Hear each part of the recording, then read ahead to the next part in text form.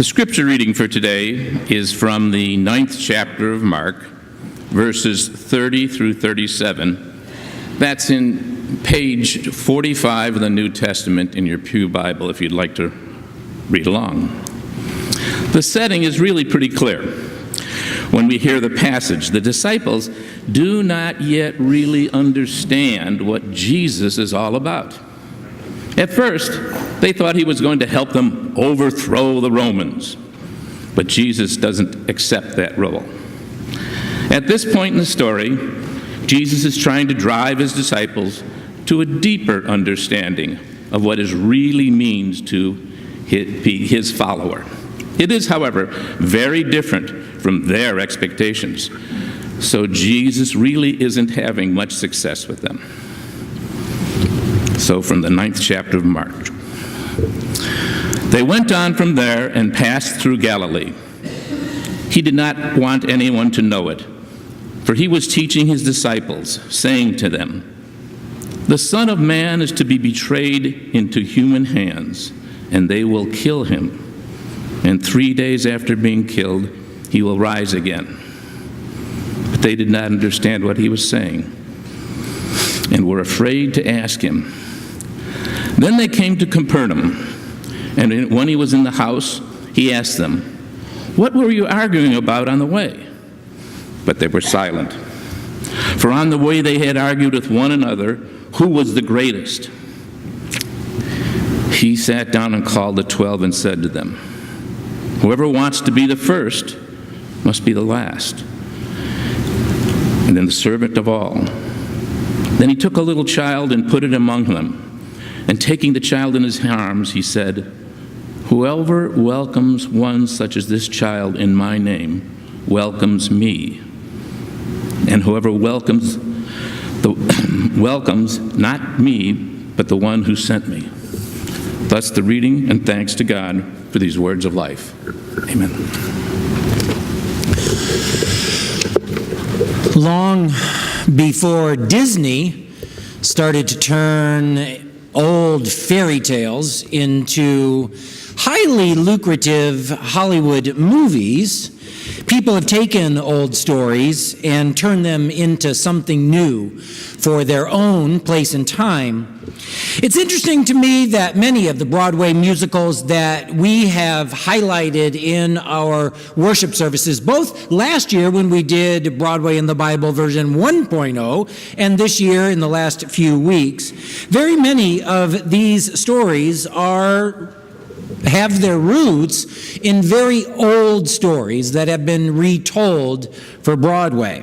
West Side Story, of course, is a redoing of Shakespeare's Romeo and Juliet, which was itself the redoing of an even older Italian story. Fiddler on the Roof was the musical theater version of very old Jewish stories that arose in the former, even before it was the Soviet Union, from Imperial Russia. Damn Yankees, that you just heard that telling number or that stirring number from, is a retelling of Faust by the German author Goethe. It's that weird name that, if you remember from school, is spelled G.O.A.T, but is pronounced Goethe. I don't know why, but that's the way the Germans do it. But anyway, Damn Yankees is a retelling of the story of Faust by Goethe from around 1800, and that is said to be the most important work of German fiction of all times. Goethe, of course, in turn, was actually picking up on a story that goes back even further, perhaps to the 1300s, when it's kind of identifiable, or even farther back into ancient Rome. Damn Yankees, like Faust, the German original, is basically a deal with the devil story. Or just, we even have the phrase in English, a Faustian bargain. Now, I just heard someone on the radio this week use that phrase, a Faustian bargain, talking about the Republican approach to responding to Dr. Christine Blasey Ford's accusations against Supreme Court nominee Brett Kavanaugh. I just heard the phrase. Damn Yankees is about Joe Boyd, who is a middle-aged fan of the hapless Washington Senators baseball team. And for you young folks, yes, there used to be a Washington Senators baseball team. It's now revived after many years, but called the Nationals. But the Senators back in the day always lost. But through no political commentary there, no. The Senators always lost, but through the baseball season, that is 6 months of every year, Joe Boyd ignored his wife and his life. He was disappointed and distracted by his favorite team. One day, though, a mysterious man named Applegate, and make sure you get the Adam and Eve Garden of Eden snake reference there, right? Applegate shows up and offers Joe a deal. Everything he ever wanted. Joe, he says, I will make you the savior of the Senators. You will be young and handsome and have glory and bring the Senators the championship if only I get your soul for all time when you die. Joe isn't too sure about this deal at first, being married and all, his beloved Meg. But after negotiating an escape clause, because he's a brilliant real estate agent, after negotiating an escape clause with Mr. Applegate, Joe takes the deal, is transformed into the baseball phenom Joe Hardy. He leaves home, he joins the Senators, and he starts living the life of success and glory, carrying the Senators onward to victory. Sing, sing, sing, sing, sing. Dance number, this little bit that they just did on their thighs. Attempted seduction by Lola, the lovely devil's minion. Sing, sing, sing, so on and so forth. Joe eventually realizes that everything he ever wanted isn't what he really wanted, that he actually loves his dear wife, Meg, and although Applegate fights it, Joe's love for Meg proves true and strong, and Applegate is powerless to keep Joe from returning to his old life, soul intact, and presumably intent upon not completely ignoring Meg when the next baseball season starts. Damn Yankees opened on Broadway in 1955, and it fits well with a caricature of the 1950s as days of optimism and wholesome family values. When I was in high school, we had a history project called the Decades Project, and we had to tell the story in as creative way as possible of what the whole decade was about. I was assigned the 1950s, and I barely got through that stereotype of the 1950s in my Decades Project. Optimistic, wholesome family values, Ozzie and Harriet, and everybody lives happily ever after. Despite its inherent moral seriousness, Joe's deal with the devil is played somewhat comically in this musical. We are talking about baseball, after all. And Joe and Meg's love wins the day. So, deal with the devil, no harm, no foul, and they live happily ever after. But of course, deals with the devil don't always work out so well. And deals with the devil are real enough to be sure. The devil doesn't usually appear in a red spandex unisuit with horns and a tail, but appear he does in many more subtle ways. Now, in the New Testament, this whole deal with the devil theme is at the root of the tension between Jesus and his disciples, especially as this plays out in the gospel that we've been drawing from on this Broadway and the Bible series in the Gospel of Mark. Matthew and Luke try to sort of downplay the cluelessness of the disciples, but in Mark, their cluelessness is in full view. In fact, in Mark, the disciples are not just clueless, but they are rather actively resisting what Jesus is trying to convey to them. The disciples understand, yes, that Jesus is the long-awaited Messiah, the anointed one, the one come to deliver them, but they refuse to accept. They're not just clueless, they refuse to accept what kind of Messiah Jesus actually is. In the terms of today's passage, the disciples refuse to accept Jesus' idea of what true greatness is. The disciples want to be the greatest of all time. The GOAT, G.O.A.T, in modern sports lingo. If you haven't listened to the score, 670 lately, you might not know that lingo. But since it's NPR fundraising time, I just switched the channel to the score right away, so I've been hearing a lot of it lately. So the disciples want to be the GOAT. They want to be the greatest of all time. But they're stuck in thinking that greatness is found in destroying your enemy, in making sure that you come out on top, that your people come out on top. This is making Israel great again. Now, just a few verses earlier, as a matter of fact, Jesus explicitly named this as a deal with the devil, to put it in the context of damn Yankees. When Peter espoused these views that I've just been describing, Jesus said, "Get behind me, Satan.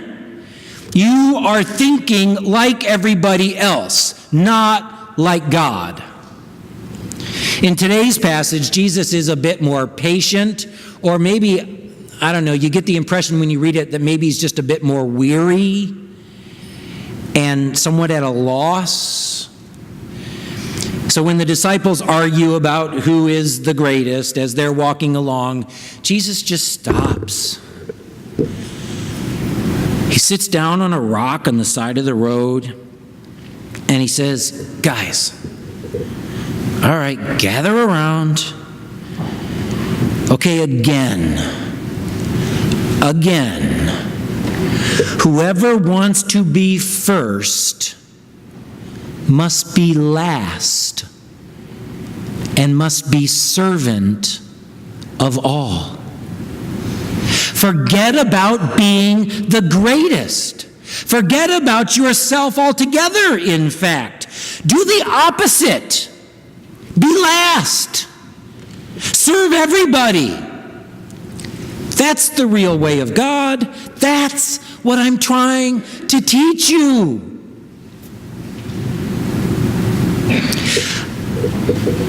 I gotta admit, though, that I think we face a really terrible problem here, because we've all heard this before. Honestly, it feels like we're kind of inoculated against this message. It's kind of like, oh yeah, I've incorporated that one into my life. What else you got? Whoever wants to be first must be last of all and servant of all. We know that we're not supposed to strive to be the greatest. We're not going to go arguing with our pals as we walk down the sidewalk. Hey, I'm greater than you. In that, I'm better than everybody else sense. We have, at least more middle-class humility than that. We don't even like people who want to be first. They're arrogant and self-centered and all too willing to step on others as they climb whatever ladder it is they're climbing. We strive, don't we now, church people, for a different type of greatness. Hopefully a more humble greatness, a more Jesus-like greatness to be sure.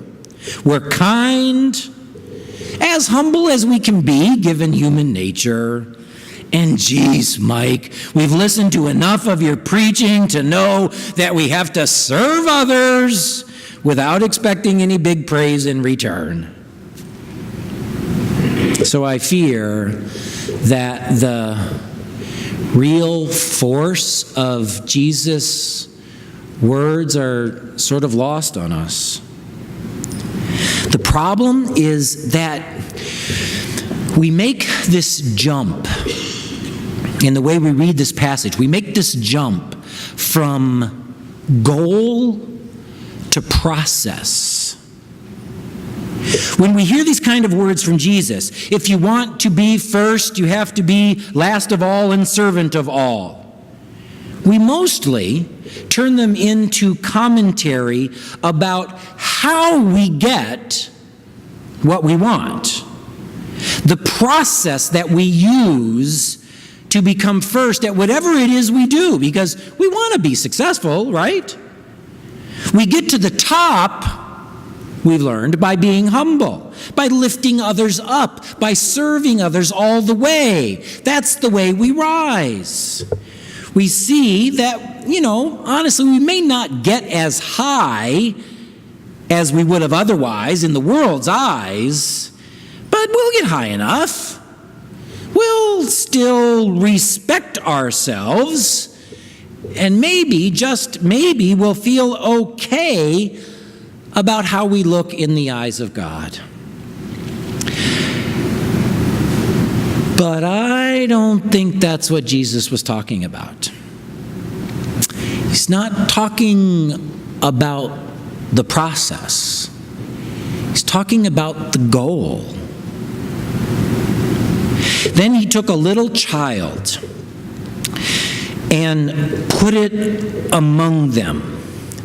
And taking it in his arms, he said to them, "Whoever welcomes one such child in my name welcomes me. And whoever welcomes me welcomes not me, but the one who sent me." So why a little child? I mean, mouths drop open, chairs clatter to the floor, rocks there on the side of the road get knocked to the side. There's stunned silence. In the history of pedagogy, there's never been a more shocking grab you by the throat and turn you upside down, the world inside out, teaching technique than what Jesus is pulling off here. A child as the metaphor for greatness, as the medium, no less, through which the very presence of God is revealed. In an instant, everything the disciples thought that they knew about Jesus and the meaning of greatness is flipped upside down. A geology professor may as well have told his classroom that the world is indeed flat. Or a finance professor may as well said that the way to lasting wealth is to give all your money away. The weatherman calling for snow in July, or someone claiming that the Washington Senators were going to win the pennant. All of that would be more believable than what Jesus just did. In our culture, we love children, right? We indulge their dreams in all possible ways. I believe that children are our future. Teach them well and let them lead the way. Our social conventions have exalted childhood as a time sort of privileged with innocence. We see children indeed as promising, as our most prized possessions, the vehicles, right, of our own hopes and aspirations in so many ways. So the shock value of this story is hard for us to appreciate. The child in the social environment of the Bible was a nobody, a non-person. Children wouldn't have even been hanging around a place where Jesus and his male disciples were teaching and learning. To insist that receiving a child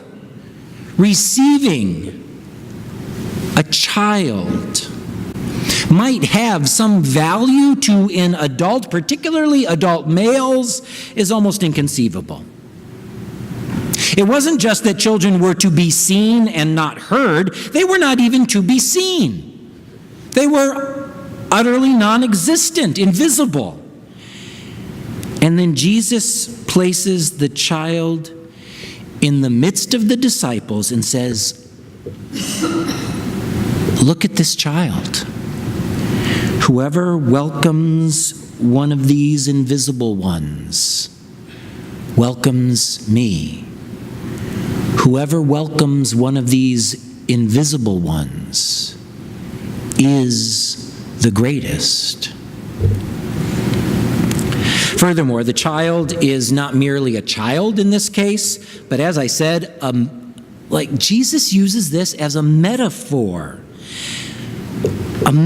for every person that we miss in our hurried race to be greatest, in our humble way, of course.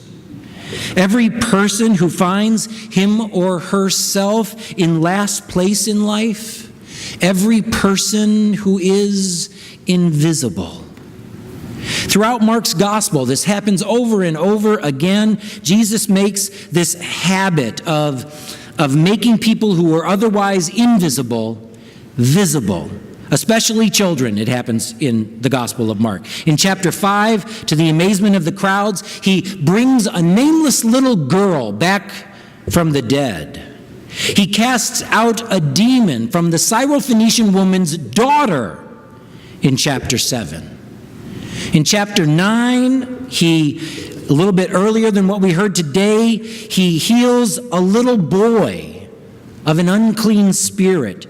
Jesus himself has an invisible childhood in the Gospel of Mark. No story of his birth, no story of him pattering along and getting lost, waiting in the temple teaching people. None of it's there in the Gospel of Mark. Jesus himself, his childhood, is invisible. And now Jesus says, anyone who welcomes a child welcomes me. If you want to encounter Jesus, you find him in the disguise of someone who is otherwise invisible. In Angola, they have taken up a tradition that originally comes from South Africa, a concept called Ubuntu. It means literally, I see you. When we greet one another, of course, in this culture, we say, how are you? And 9 times out of 10, of course, we say fine, whether we mean it or not. But in South Africa, they greet one another with these words, I see you. And the response is, I see you too. In other words, I recognize you as a human being. I see that you matter. I see that you are not invisible. You are created in the image of God and reveal God to me. There are invisible people all around us still, of course. The elderly in nursing homes, the migrant workers who pick crops in the blazing sun, the 2.2 million members of the U.S. population that are locked up behind bars, the 13 million children who live in poverty in the United States, the millions of women who have been abused by more powerful men. The statistics that scroll across our TV screens each night during the evening news or through our computer screens. shadows, mere numbers, people, all invisible, all Jesus in disguise. In the spring, we agreed as a congregation for our Before We Get to Mars project that we would focus on education. And many have talked about focusing on early childhood education, making a difference before kids even get too far down to catch up. We haven't done much with that yet. You haven't heard much about Before We Get to Mars in the last 4 weeks, and some people are wondering when we're going to start actually doing something.